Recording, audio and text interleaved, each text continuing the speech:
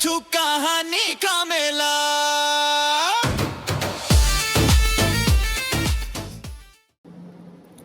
Friday का दिन था। स्कूल का गेट खुला और बच्चे बैग लेकर भागते हुए बाहर आए।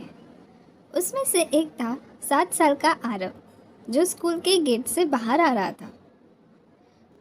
स्कूल के बाहर थोड़ी दूरी पे एक आदमी खड़ा था, जो लगातार स्कूल के गेट की तरफ देख रहा था।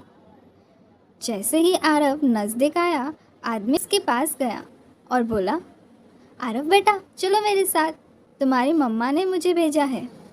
उन्हें अर्जेंट काम आ गया ना। आरव एकदम रुक गया। वो आदमी को जानता नहीं था। आरव ने बोला, मम्मी ने बोला वो खुद आएंगे।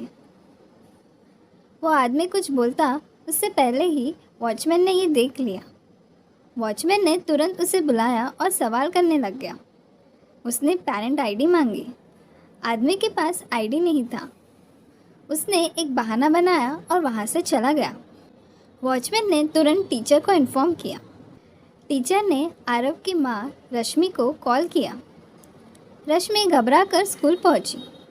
टीचर ने पूरा इंसिडेंट डिटेल में बताया। रश्मि और टीचर ने एक साथ सीसीटीवी का फुटेज देखा।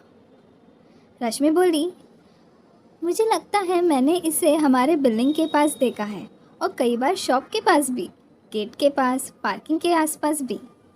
मुझे लगा कोई डिलीवरी का बंदा होगा। टीचर ने रश्मि को आरव का ध्यान रखने के लिए कहा। रश्मि ने और ध्यान रखना चालू किया और खुद पर्सनल एफर्ट्स भी लेने लगी। अगली सुबह रश्मि पुलिस स्टेशन पहुंची और सारी बात पुलिस ऑफिसर को बताई। पुलिस ने नेबरहुड के सीसीटीवी चेक किए। उन्हें वो आदमी दिखाई दिया, पर बहुत बार वो आरव को फॉलो नहीं कर रहा था, वो रश्मि को फॉलो कर रहा था। इंस्पेक्टर को सब समझ आया। इंस्पेक्टर ने तुरंत रश्मि को बताया कि आपका बेटा आरव टारगेट नहीं था, उनका असली टारगेट तो आप हो। कभी कभी बच्चों को किडनैप पैसों के लिए नहीं किया जाता, कभी कभी किसी तक पहुंचने के लिए भी किया जाता है। रश्मि को ये सुनकर शॉक लगा। एक्चुअली आरव सिर्फ एक टूल था, रियल टारगेट तो रश्मि थी। फर्दर इन्वेस्टिगेशन के लिए रश्मि को दोबारा बुलाया गया। इन्वेस्टिगेशन में एक शॉकिंग फैक्ट सामने आया। 2 साल पहले रश्मि ने अपने कंपनी के फाइनेंस डिपार्टमेंट में चल रहे फ्रॉड को एक्सपोज किया था। एक एम्प्लॉय नीरज अरेस्ट हुआ था। फेक वेंडर अकाउंट्स और मैनिपुलेटेड पेमेंट्स का केस था। वो आदमी हाल ही में जेल से रिलीज़ हुआ था। इंस्पेक्टर को उस पर शक हुआ,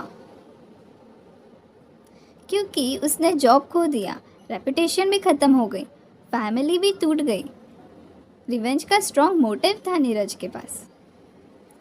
पुलिस ने उसके फ़ोन रिकॉर्ड्स चेक किए।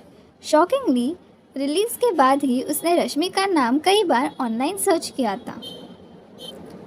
नीरज को तुरंत पुलिस स्टेशन बुलाया गया। पुलिस ने क्वेश्चनिंग चालू की। उस पर नीरज बोला, जो हुआ बुरा हुआ, लेकिन मैं आगे बढ़ गया हूँ। मैं एक छोटी सी फर्म में काम कर रहा हूँ। मुझे कोई झगड़ा नहीं चाहिए। वेरीफाई करने के लिए पुलिस ने उसकी लोकेशन चेक की। जीपीएस ने प्रूव किया कि वो पुणे में था जब ये इंसिडेंट हुआ।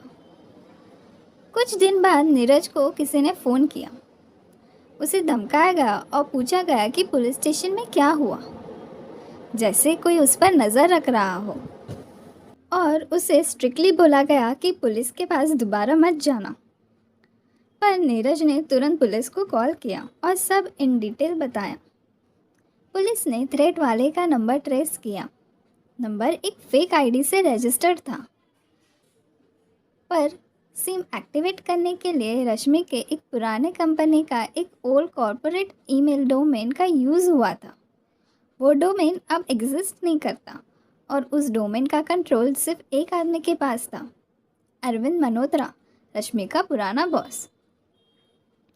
पुलिस ने तुरंत अरविंद को अरेस्ट किया।